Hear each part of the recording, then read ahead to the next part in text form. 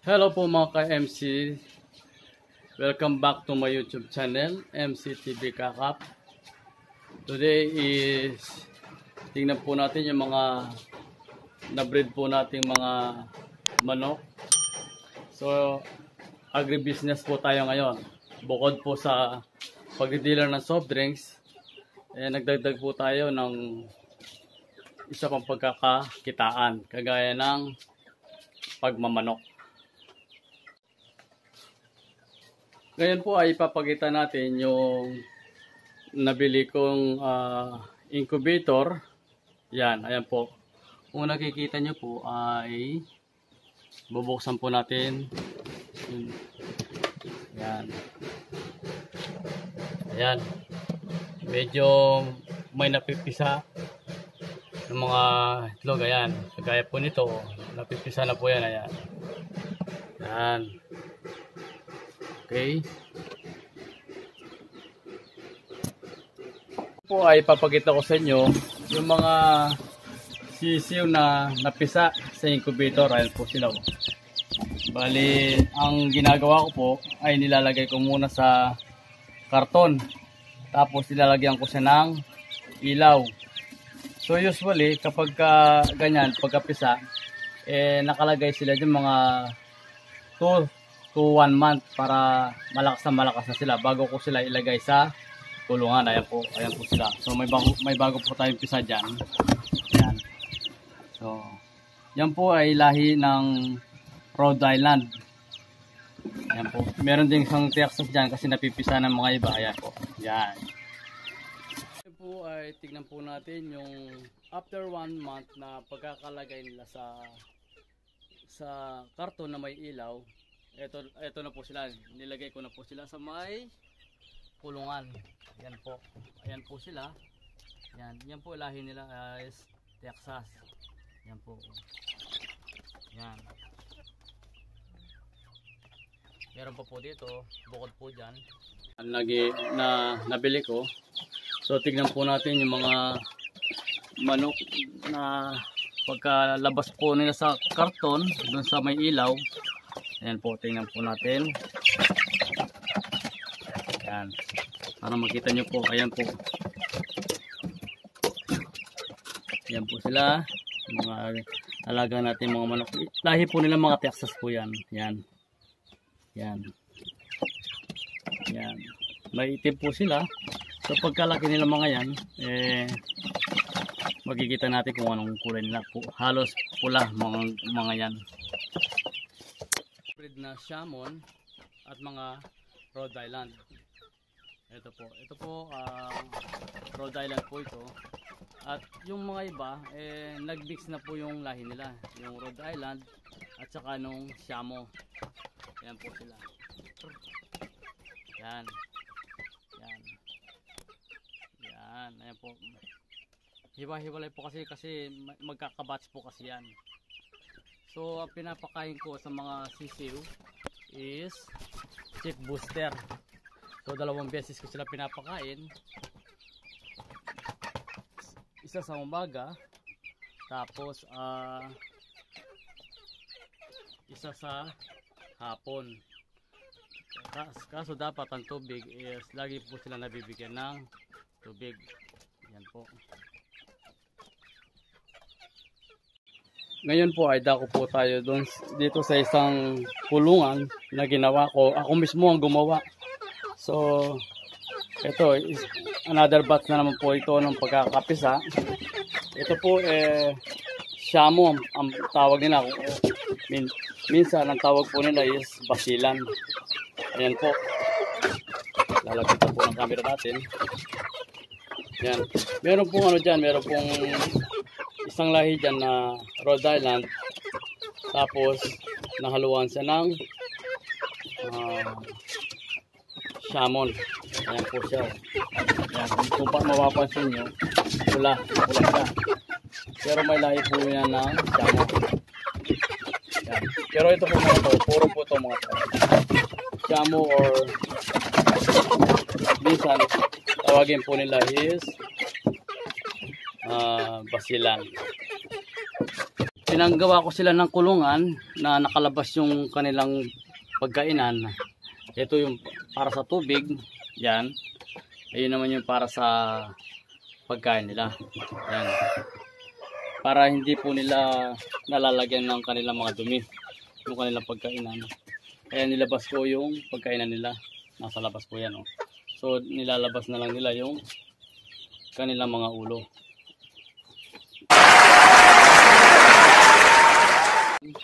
Oh, ganyan po silang kumain.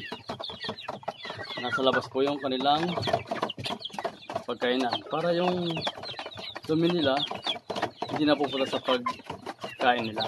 Para healthy. Ayan po.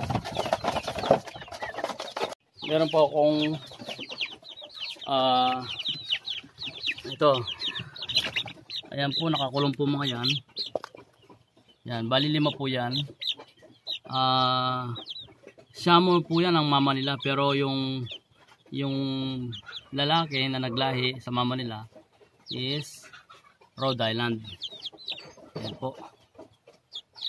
Rhode Island. Yan po. So wala pa tayong maayos na kulungan, so magpapagawa pa lang tayo. Next project po natin yun, yung kanilang kulungan. Yan. Diyan ko nilalagyan ng tubig. Yung sample na siamo na na lalaki. Yan, may lahi pong yan, may lahi pong Rhode Island po yan. Kaya hindi na po purong siamo yan. Ngayon ito, meron po ako rito na babae, is purong Rhode Island po yan. Yan. Nagbe-breed po tayo dyan, mix. Tayo dito sa may kulungan, kung saan yung mga inahin, saka yung lalaki, yung rooster, ayan po. Yung rooster ko dito na nakakulong is Rhode Island po yan. Amon, babae po yan, inahin. Ayan po yung mga manok kong puro babae na inahin. Rhode Island. Tapos meron dito po ang Rhode Island doon. So sama-sama po sila dyan. Pero pagka nagpagawa ko ng kulungan, pag samasamahin ko na yung mga iba-ibang lahi. Halimbawa, kung Rhode Island, kung Siamo, o di kaya Texas. Ganun po yun. Sinasaludohan kita. Hey! Pakito ko yung mga ibang mga na-breed ko na malalaki na. So, ready to market na po itong mga to. So, nasa 3 months to 4 months na po yung mga to. 3 months to 4 months. Ayan. Ayan din po yung pagkainan nila. Kung mapapansin nyo, nasa labas yung pagkainan nila. Para yung dumi nila, hindi nila nakakain at hindi na isasama sa pagkainan nila. Ayan po. Gandod po yan. Bali 3 pintuan po yan. Yan. Yan. Tapos ayun. Yun. Ayan po. Yan.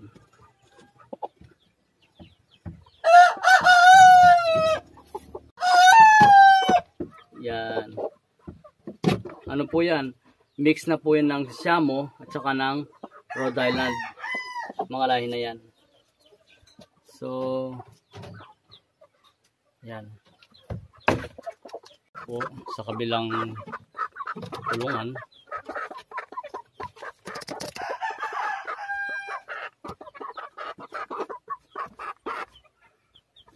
Yan.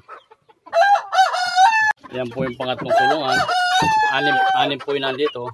Mga Texas po yan. Yan. So, 6 yun nandito. Yan.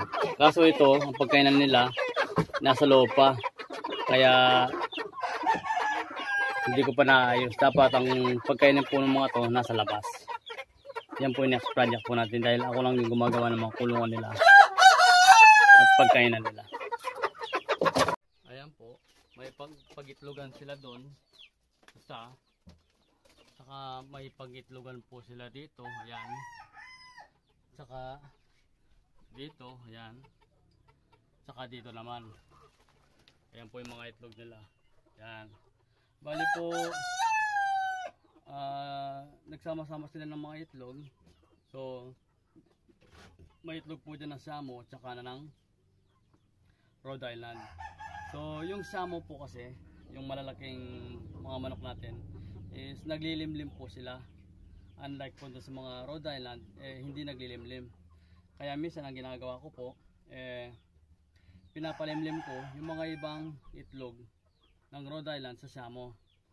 Ngayon, kapag masyado ng marami, ang nangyayari, ginagawa ko, nilalagay ko sa nabili kong incubator. Kaya nakakarami tayo ng mga manok. Nakakapisa tayo ng marami ng mga sisiw kasi may incubator po tayo. Umulan man, walang problema. Agree. At isa pong napansin ko, kapag mamanok, kapag po pala mainit ang panahon, madaling mapisa yung mga itlog at saka magandang magpisa yung mga manok natin. Hindi kagaya ng pagka umulan, maulan, medyo pangit silang maglimlim. And at the same time, dahil pagka bumaba yung naglilimlim na manok, sigurado basa yung paa nila. Kaya medyo hindi 100%, siguro mga 70 to 60% lang yung napipisa kasi basa po yung paa nila. At medyo nababasa din yung mga itlog na nililimliman nila. So pagka ganun kasi, ang nangyayari, ini-incubate ko yung mga iba. Yung incubator natin, na nabili po natin ng worth of 2,500. Hindi ko lang po alam kung magkano na ngayon yung incubator na ganyan. Matik na po yan, wala na po akong ginagalaw sa temperature niya. Nakikita nyo po 38.1 yung temperature niya, pero usually dapat 37 po yan pababa. Ganun po yung nangyayari niya. Kaso ang panahon po kasi natin ngayon medyo mainit, kaya medyo tumataas yung temperature niya. So ang ginagawa ko para bumaba yung temperature niya is binubuksan ko yan. Yan. Binubuksan ko yan para bumaba yung temperature po niya. Yan po yung mga itlog na aking naipon. Pag naglalagay po ako ng itlog dyan, nilalagay nyo po dapat ng date. Halimbawa kung anong date ngayon, nilalagay nyo po para mabibilang nyo yung araw ng kanilang pagpisa o pagpisa, yun. Ayan po mga KMC, muli ay nagpapasalamat po ako ng marami sa inyo sa walang sawa nyong panonood sa aking mga mumunting vlogs. Sana po mag-subscribe po kayo sa mga hindi pa nag-subscribe at tangkilikin po natin yung MC TV Kakak na kahit mga konting kaalaman lang, konting informasyon lang, meron po kayong nalalaman or natututuan sa aking mumunting vlog. Kaya maraming salamat po.